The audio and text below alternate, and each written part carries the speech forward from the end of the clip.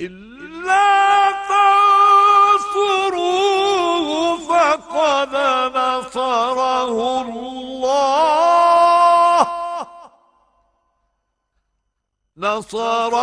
الله إذ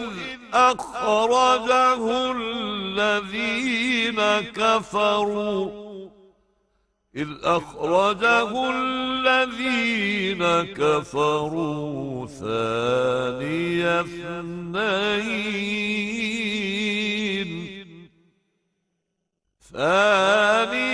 اثنين إذ هما في الغار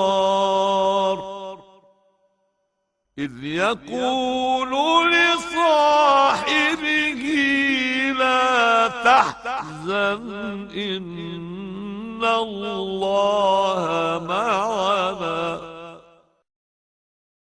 ليبيا إغلاق سفارتها في كوبنهاجن فيما استدعى الأردن سفير الدنماركي في وفي تركيا ما زال مئات الآلاف من الأتراك في أحد الميادين العامة بمدينة اسطنبول يتظاهرون اليوم احتجاجا على الرسوم الفلسطينية. إنه سب واستهزاء بالنبي صلى الله عليه وسلم وممن من دولة حقيرة تسمى الدنمارك لم تسلم حتى أمعاء من سخريتهم.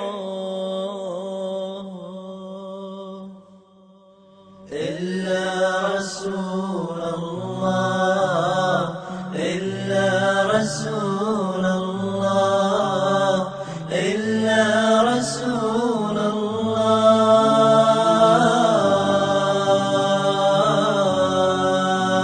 الله، إلا رسول الله فداك أرواحنا، إلا رسول الله تئن قلوبنا.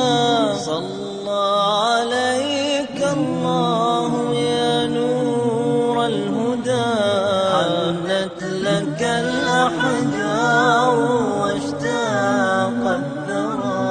صلى عليك الله يا نور الهدى، حنت لك الأحجار واشتاق الثرى. إلا رسول أفلا يستحون وهم يصورون بتلك المناظر الخالية من الحياة؟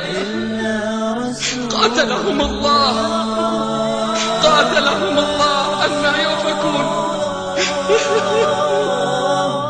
كلا ولا أرضى يشاك بشوكة، شلت يد الرسام وبات في سقري. يا حسرتاه على العباد ألم يروا أن الأمين يهان في كل الصور. ويل لما اقترفت يداه وويله، فاليوم تلعنه الليالي والشجر.